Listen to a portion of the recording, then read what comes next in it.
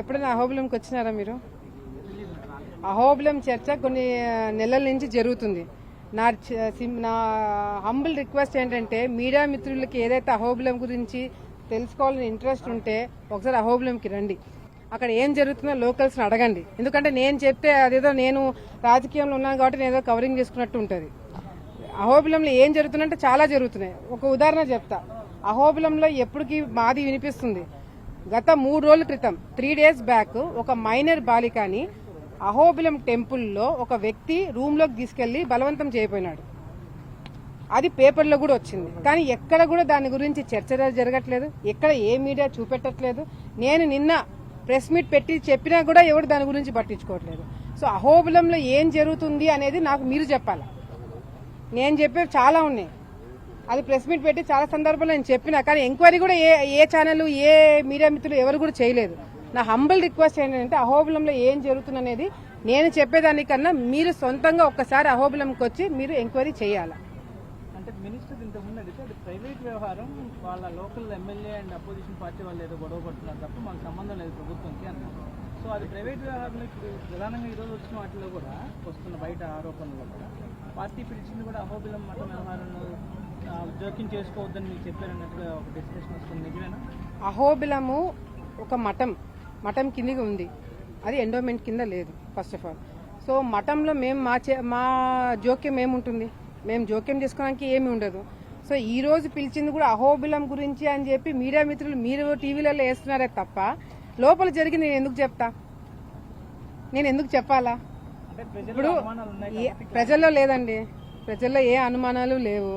ఎందుకంటే ఇది ఒక ఎమ్మెల్యేగా తెలుగుదేశం పార్టీలో ఒక ఎమ్మెల్యేగా నేను పార్టీ ఆఫీస్కి వస్తేనే ఇంత హడావిడి ఉంటానంటే అయితే రోజు వస్తా. ఎందుకంటే ఎప్పుడో ఒకసారి పార్టీ ఆఫీస్కి రావడం జరుగుతుంది. వచ్చినప్పుడు ఈ విధంగా ఉంటుందంటే నాకు కూడా మంచిదే. నేను కూడా చాలా విషయాలు మీడియా మిత్రులతో ఇట్లా ఈ విధంగా ప్రెస్ మీట్ పిలిచాల్సిన అవసరం లేదు, మీరే వస్తారు కాబట్టి నాకు కూడా హ్యాపీ. కీలకమైన అంశం భార్గవ్ నాయుడిని నియోజకవర్గంలో జోక్యం చేసుకోవద్దని పార్టీ చెప్పిందన్న నిజమేనా? నేను ఎందుకు చెప్పాలి? అది ఎందుకు చెప్పాలా? ఆరోపణలను మీరే అంటున్నారు, దాంట్లో వాస్తవాలు ఏమున్నాయి? ఇప్పుడు ఏదో జరిగింది మీరు ఎక్స్ప్లెనేషన్ ఇవ్వాలి అంటే నిజంగా ఏదైనా జరగాలి కదా. ఏదైనా జరిగి ఆధారాలతో బయటపడి ఒక పెద్ద సెన్సేషన్ అవుతే అప్పుడు నేను సమాధానం చెప్పాలా? అసలు ఇప్పుడు అహోబిలంలో ఏం జరిగింది, ఆలగడ్డలో ఏం జరిగింది?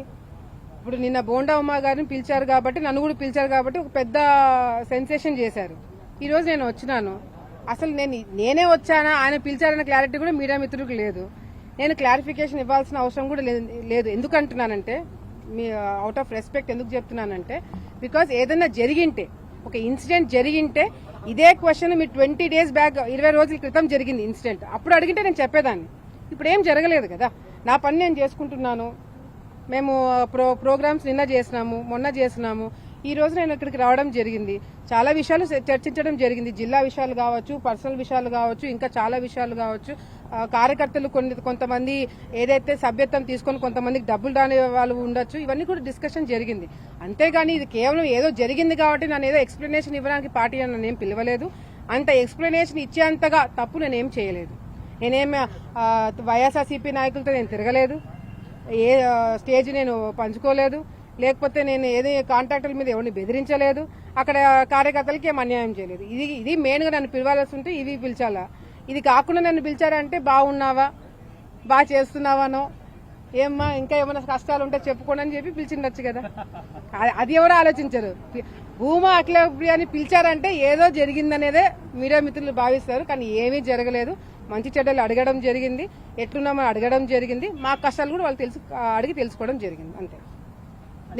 ఇంట్లో మీకు టీఆర్పీ పెంచేగా ఏమి లేవు న్యూస్ నా దగ్గర నుంచి. ఏమైనా అడగాలంటే అడగనన్నా. ఎందుకు చెప్పాలంటున్నారు కదా మేడం, అడిగితే ఎందుకు చెప్పాలంటున్నారు? ఇప్పుడు మీ భర్త భార్గవ్ నాయుడిని నియోజకవర్గంలో జోక్యం చేసుకోవద్దని చెప్పింది పార్టీ అనేది మాకున్న సమాచారం. అది నిజమా కాదా? అది పార్టీ చెప్పాలి కదా. నిజంగా ఒకవేళ అంత పెద్ద స్టేట్మెంట్ మీరు చెప్పేదాన్ని బట్టి స్టేట్మెంట్ ఒకవేళ పార్టీ నిజంగా నాకు చెప్పాలనుకుంటే నాకన్నా ముందు మీకే తెలుస్తుంది. ఎందుకంటే నాకన్నా ముందు నన్ను పిలిచారనే సంగతి మీడియా మిత్రుల ద్వారా నాకు తెలిసింది. సో అట్లాంటిది అంత పెద్ద స్టేట్మెంట్ ఇన్వాల్వ్ కావద్దు అని చెప్పేంత స్టేట్మెంట్ పార్టీ ఇవ్వాలనుకున్నప్పుడు నాకన్నా ముందు మీకే తెలుస్తుంది కదా. ఇప్పుడు నేను ఇవ్వలేదు ఇచ్చారని చెప్పడానికి అక్కడ ఏమైనా జరగాలి కదా. సో జరగకుండా నేను ఎందుకు ఎక్స్ప్లెనేషన్ ఇవ్వాలి, ఎవరికి ఇవ్వాలి? చట్టం నిధులు చెన్నైకి తరలి వెళ్తున్నాయి అన్న దానికి అయితే కనుక వచ్చిందని చెప్పేసి నేను చెప్పాను కదన్నా, అహోబిలం సంబంధించిన ఏదైనా సరే నేను చెప్పినాను గతంలోనే. మీకు అహోబిలం గురించి ఏదైనా తెలుసుకోవాలనుకుంటే మీరు హ్యాపీగా అహోబిలం ఒకసారి దర్శనానికి రండి, లోకల్స్ తో మాట్లాడండి. ఎందుకంటే నేను చెప్తే అది వేరే వర్షన్కి వెళ్తుంది. అదే మీరు వచ్చి లోకల్లో కనుక్కొని మీరు తెలుసుకుంటే మాత్రం అది న్యూస్ అవుతుంది.